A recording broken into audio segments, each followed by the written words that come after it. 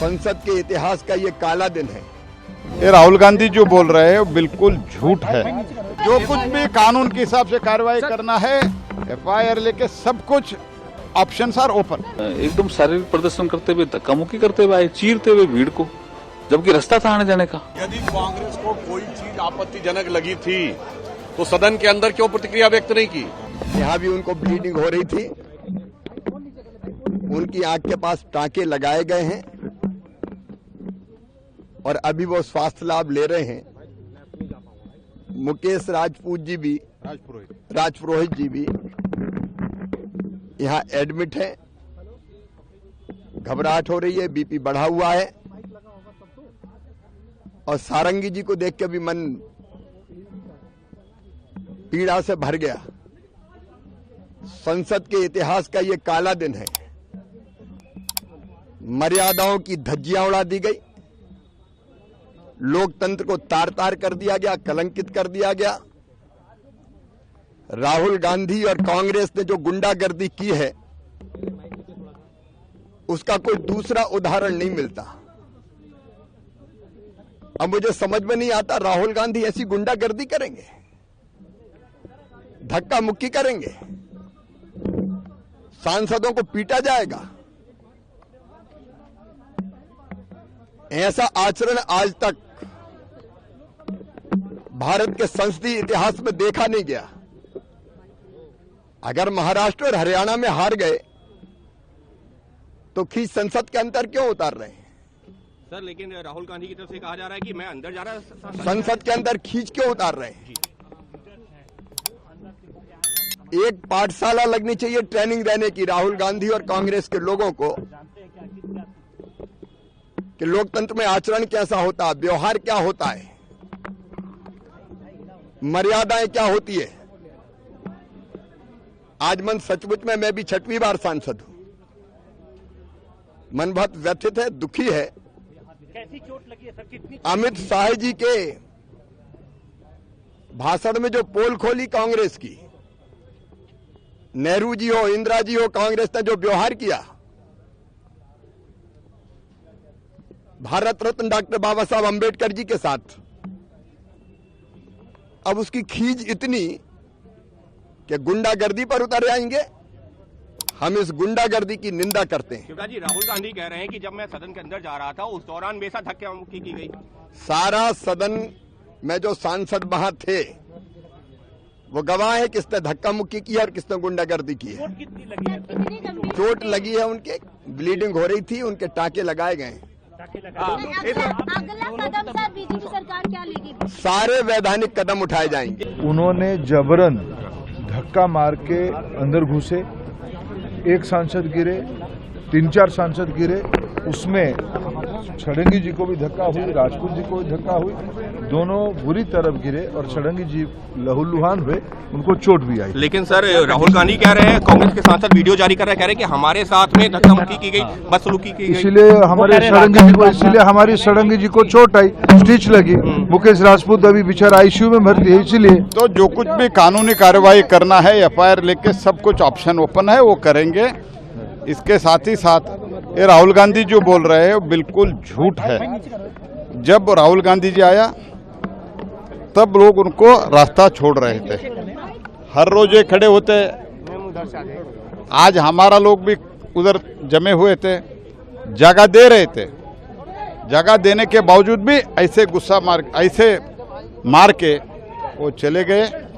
और जब इन्होंने धक्का मारा, ये राजपूत, मुकेश राजपूत इनके ऊपर गिर गया, ये नीचे जमीन पे ऊपर गिर गया, इसके कारण उनको चोट लगा है। दोनों को चोट लगा है, एक को तो स्टिच लगा है, ब्लीडिंग कम नहीं हो रहा था। तो बहुत राहुल गांधी का जो हार का हताशा है, और इन लोगों ने ही मांगा था कि चर्चा हो जाए। स्पेशली हमने जब चर्चा शुरू की कॉन्स्टिट्यूशन के बारे में, तब इनका पूरा पोल खोल गया, इसलिए गुस्से में आके इसे गुंडागर्दी किया है। बहुत जो भी कार्रवाई, जो कुछ भी कानून के हिसाब से कार्रवाई करना है, एफआईआर लेके सब कुछ ऑप्शंस आर ओपन।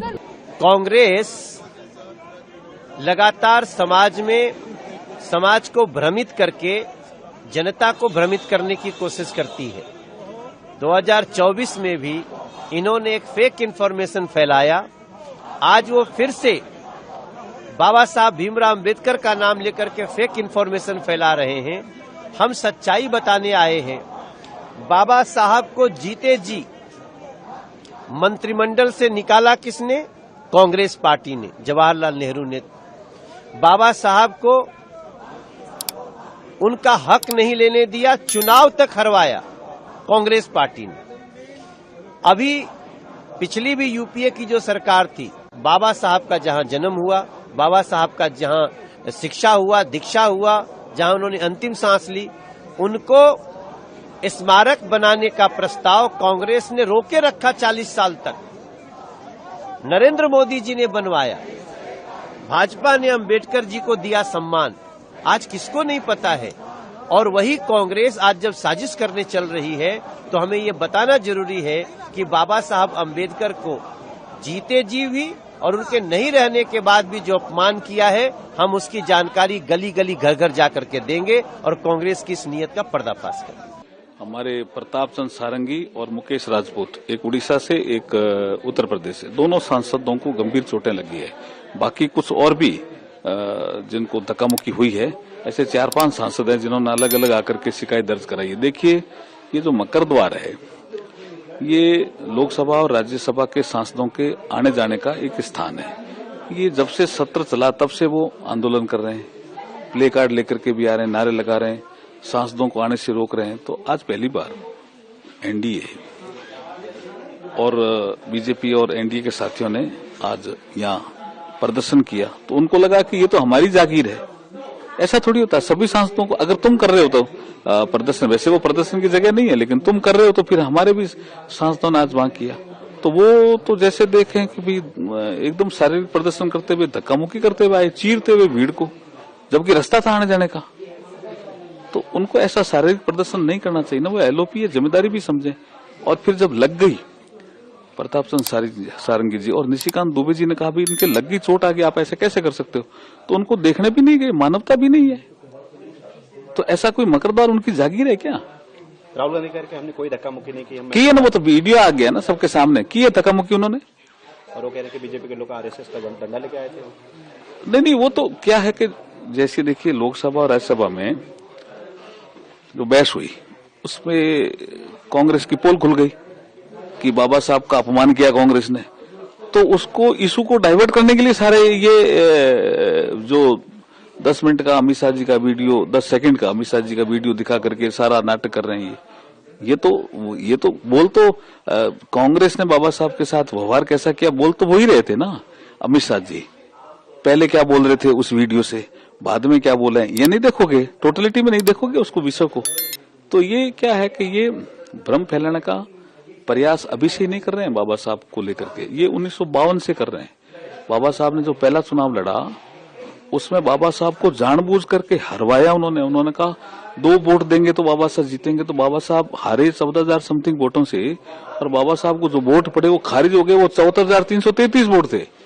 और बाबा साहब ने एप्लीकेशन दी थी इलेक्शन कमीशन में, सुनी नहीं इन्होंने कांग्रेस वालों से। वो तो जानबूझ कर बाबा साहब का अपमान करना, 52 से, उससे पहले से ही कर रहे हैं, लेकिन 52 से तो लगातार कर रहे हैं। और महापरिवार निर्माण हुआ 6 दिसंबर 1956 से, उसके बाद तो बहुत ज्यादा किया उन्होंने। भूल जाओ बाबा साहब को। कांग्रेस पार्टी का तो ये चरित्र रहा है। यदि कांग्रेस को कोई चीज आपत्तिजनक लगी थी तो सदन के अंदर क्यों प्रतिक्रिया व्यक्त नहीं की? उसके बाद बैठ के सुनते रहे, और 12 घंटे के बाद 12 सेकंड का वीडियो निकाल के 12 बजे की बात कर रहे हैं। मैं पूछना चाहता हूं मेरे भाई, वहां बैठ के समझ में नहीं आया था, या बुद्धि नहीं खुली थी, या कहीं ऐसा तो नहीं कि 12 घंटे के बाद सोरस सीक्रेट सर्विस से कोई सिग्नल आया था कि अगले दिन सुबह 12 सेकंड का वीडियो जारी करना है? सीधा जवाब देना चाहिए। अगर आपको कोई बात आपत्तिजनक लगी थी, ऑन द स्पॉट क्यों नहीं रिएक्शन किया? बाद में रिएक्शन होना अपने आप में ये दर्शाता है। बाकी गृह मंत्री जी ने बहुत स्पष्ट रूप से एक एक चीज साफ कर दी थी, क्योंकि अब कांग्रेस के पास कुछ बचा नहीं है। इसलिए उनके लिए एक लाइन कहना चाहूंगा, सच जरा सा घटे या बढ़े तो सच सच न रहे, मगर झूठ की तो कोई इंतहा नहीं। लाख चेहरे बदल के आ जाते हैं ये, पर आईना कमबख्त झूठ बोलता ही नहीं।